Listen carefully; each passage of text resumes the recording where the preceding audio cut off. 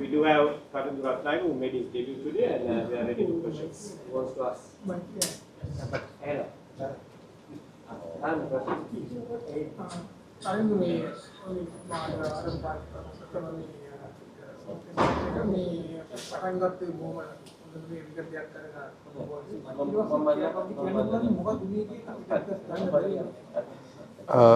ඇත්තටම මට හිතෙන්නේ විකට් එක එයාලා හොඳට බැට් කරා. මුලින්ම ඒක කියන්න ඕන එයාලා හොඳට බැට් කරා. විකට් එක ටිකක් ස්ලෝ පැත්තට තියෙනවා බැට්ස්මන්ලට වාසි විදියට වෙනදා ගාල්ල විකට් වගේ නෙමෙයි මේක ටිකක් බැට්ස්මන්ලට වාසි පැත්තට තියෙන්නේ. ඒකයි. මේ ටොස් එක පටන් ගන්නකොට කොහොමද විකට් එක මොනවයි උදේ පොඩි මොයිස්චර් එකක් තිබ්බා. උදේ පොඩ්ඩක් බෝලේ නිකන් හැං වෙලා වගේ කැපෙන්න ගත්තා. ඊට පස්සේ ආෆ්ටර් ලන්ච් විකට් එක අපි හිතුවට වඩා ගොඩක් ෆ්ලැට් වුණා සහ ස්ලෝ වුණා. එයා දැනට ෆස්ට් ක්ලාස් අරන් දෙන විකට් වලින් වැඩිම ප්‍රමාණයක් කරන් දෙන්න දකුණු අතින්ද එහෙම කියන්න මම බලලා නැහැ. මම ගොඩක් බෝල් කරලා තියෙනවා දෙකෙන්ම. වැඩිවේෂන් බෝල් කරලා තියෙන්නේ. ෆස්ට් ක්ලාස් පටන් ගත්ත මුල් කාලේ වම් අතින් ගොඩක් බෝල් කරා. ඊට පස්සේ අපි කියමුකෝ ඊට පස්සේ 60% right arm 40% left arm වගේ. ඊට පස්සේ කියන්නේ අවුරුදු 2-3කට පස්සේ. ලේසි නෑ කියලා මොකද විකට් එක බැට්ස්මන්ලට සූට් වෙන විදිහට තිබ්බේ බෝලේ කැපුන්නේ නෑ. ගොඩක් පොඩි පොඩ්ඩක් තල්ලු වෙන එළියට යන ගතියක් තිබ්බා. ඒකයි මම ගොඩක් මොකද රයිට් ආම් ඕෆ් ස්පින් දාද්දි රතු බෝලෙන් ස්පෙෂලි ගහද්දි රයිට් හෑන්ඩ් බැට්ස්මන්ලට ලේසි නෑ මොකද එයාලට බැට් කරන්න ඕන. වම අතින් බෝල් කරද්දි එළියට කැපෙන්නේ. ඉතින් ඒ නිසා එයාලට අනික මට දකුණෙන් බෝල් කරපුවාම ඔප්ෂන්ස් තියෙන. කියන්නේ ෆීල්ඩ් එකෙන් මට සපෝට් එකක් තියෙනවා. මේ ෆීල්ඩ් එක දාලානේ බෝල් කරන්නේ. ලෙෆ්ට් ආර්ම් එකෙන් එයාලට ගැප්ස් යනවා. මොකද විකට් එක අපිට ඕන විදියට බිහේව් වෙන්නේ නැති නිසා එයාලට ස්කෝරින් ඔප්ෂන්ස් ගන්න ලේසි. ඉතින් ගොඩක් අපි ප්ලෑන් උත් කරේ ඉන් ඇන්ඩ් අවුට් ෆීල්ඩ් දාගෙන එයාලගේ ප්‍රෙෂර් එක කන්ටේන් කරන්න තමයි. සදානා කිසිම ඔබ දේශීය තරඟවලදී තමත් මොනවස්කම් දක්වලා තියෙනවා. අවුරුදු 29 කියලා කියන්නේ සාමාන්‍යයෙන් සිදුවෙන ඉස්කරම් කරන වයසක් නෙවෙයි. මේ ආපු ගමන ගැන මම මුලින්ම සුදි කරන්න ඕන මගේ අම්මටයි වයිෆ්ටයි මගේ බබාටයි එයාලා ගොඩාක් සපෝට් කරා මට සහ පියල්ස කණ්ඩායම් ඒ කට්ටිය ඔක්කොම මට ගොඩාක් සපෝට් කරා. ඉස්කෝලේ කෝචස්ලා ෆස්ට් ක්ලාස් ටීම් වල කෝචස්ලා ගොඩාක් සපෝට් කරා මට. එයාලා ඇත්තටම මතක් කරන්න ඕන සහ ඔව් ඇත්තටම කිව්වා වගේ 29න් ඩෙබියු කරනවා කියන්නේ එක අතකට මට හිතෙනවා ඒක මගේ වාසනාවක් කියලා. මොකද මට ගොඩක් එක්ස්පීරියන්ස් කියන්නේ මම ගොඩක් මැච්ස් ඕල්මෝස්ට් 75කට කිට් වෙන්න මම විතර ගහලා දෙනවා ෆස්ට් ක්ලාස් මැච්ස්. ඉතින් මට හිතෙනවා ඒක මට ඇඩ්වාන්ටේජ් එකක් කියලා මේ ස්ටේජ් එකේ පර්ෆෝම් කරන්න.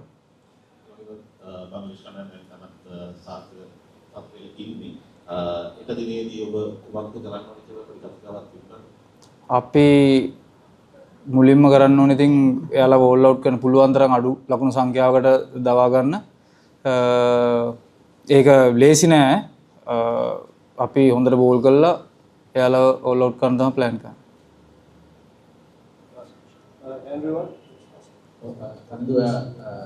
කපිටින් අනිත් අතට මාරු වෙනකොට කොයි වගේ දේවල් මතද ඒ තීරණය ගන්න? ඒක අපි මැච් එකට එන්න කලින් අපි ප්ලෑනින් කරනවා එක එක බැට්ස්මන් කෝකටද හොඳට ගහන්නේ කොයි පැත්තටද හොඳට ගහන්නේ ඒ ඔක්කොම ප්ලෑන් කරලා එන්නේ. ඉතින් අපි එහෙම වුණාම තමයි කියන්නේ හොඳට ගහන්න නැති ඔප්ෂන් එක තමයි අපි හැමතිස්සෙම ගන්න බලන්නේ. ඒක එතකොට තමයි අත් දෙක මාරු වෙලා බෝල් කරන්නේ ගොඩක්.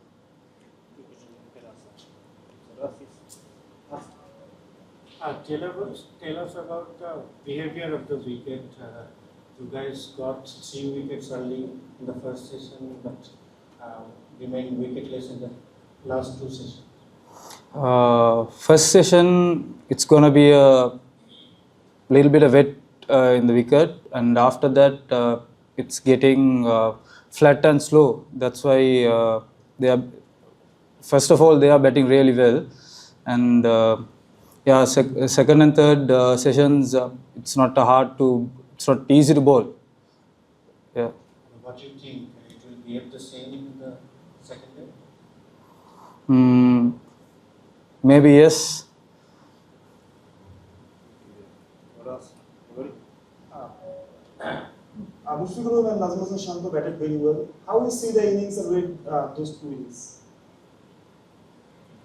Both are playing really well, and I think we are bowling well as well. Yeah, both are playing really well. Any other? Right. Final question. තවි දැන් පිටිකරු දෙන්නේ කොහොමද දැක්කලා නැද්ද මේ ඔහිදුනා දැන් මේ විකට් එක ඉස්සරහට යනකොට මේ විදිහට මොකීවි නැත්තම් පොඩක් කැපෙන්න පටන් ගන්න කොහොමද කියලා වත් කරන අද අපි දැක්කම ඕලා වගේ ඒකත් වෙන නැත්නම් අනිතර දැක්කම වෙන ඔව් ඇත්තටම මුලින්ම කියන්න ඕන දැන් අන්තිම දවස් දෙකේම මෙහෙට වැස්සා. ඒ නිසා ග්‍රවුන්ඩ් එක ටිකක් තෙතයි. ඉක්මනට බෝලේ පරණ වෙන ගතියක් තියෙනවා. ඉතින් එතකොට මං හිතන්නේ මට තේරෙන විදිහට නම් විකට් එකේ ලොකු වෙනසක් තියෙයි කියලා අන්තිම 4 වෙනි දවසේ අන්තිම සෙෂන් එකේ විතර වෙනකම මම නම් හිතන්නේ ලොකු වෙනසක් තියෙයි කියලා. මොකද විකට් එකේ අර විකට් එක ගොඩක් හයියි සහ ටිකක් ස්ලෝ. ඉතින් මං හිතන්නේ ලොකු වෙනසක් වෙයි කියලා 4 වෙනි දවස් විතරනක. ඒ කියන්නේ මේ කියන්නේ විකට් එක මේ අවදිර බයලා ඒ කියන්නේ ඊතරමට වෙයි නැති හන්දද කියන්නේ. ඔව් උදේ මං කිව්වේ උදේ පොඩි තෙත ගතියක් තිබ්බා. ඊට පස්සේ අද දවස ගොඩාක් හොඳට පෑවුවා. හොඳ රස්නයක් තිබ්බා. ඉතින් ඒකෙන් මට හිතෙනවා ඒ අන්තිම සෙෂන් දෙකම ඒ කියන්නේ දවල් සෙෂන් එකෙන් ගොඩක් ඉරව්ව වැටලා විකට් එක හොඳට වේලුණා. ඉතින් ඒ නිසා තමයි මම හිතන්නේ ස්ලෝ වුනේ. මං කියන්නේ අවුට්ෆීල්ඩ් එක ටිකක් තෙත ගතිය තිබ්බා උදේ. ඉතින් එතකොට බෝල් ඉක්මනට සවුත් වෙන ගතියක් තිබ්බා. ඒකයි මං කිව්වේ. තරිදු අපේ ස්කෝර් කාඩ් එක දිහා බලුවාම මේන් ඕවර්ස් මදි කියලා පේනවා. ටී එක වෙනකන් ගත්තොත් යවපු ඕවර 57න් ඕවර 5යි මේන් තිබුණේ. පාටුණක් ටී එක වෙනකන් එක මේන් ඕවරේ යවා ගන්න පුළුවන් නේ. බබාත් එකක්වත් යවලා තිබුණේ නැහැ ටී එක වෙනකන්. ඕදාහතදී මොකක්ද මේ මේන් ඕවර්ස් අඩු වීමට හේතුව? මේන් ඕවර්ස් අඩු වුණාට දැන් මං හිතන්නේ අපි 3.2 විතර වෙනදී දාලා තියෙනවා. ඕවර්ස් 90ම 3.2 වලට විතර. ඉතින් මං හිතනවා අප ඔයා කියනවා වගේ මේන් ඕවර්ස් දාන්න ඕන. හැබැයි ගොඩාක් 1 2 ඕවර්ස් මම හිතන්නේ ගොඩක් ඇති. ලකුණු 1 2 3 ඕවර්ස් ගොඩක් ඇති. මේන් ඕවර්ස් දාන්න ඕන. හැබැයි මට හිතෙනවා දැන් 3.300ක් ගහලා නැහැ නේ අද දවසට. මට හිතෙනවා 3.2 කියන්නේ හොඳ දෙයක් කියලා.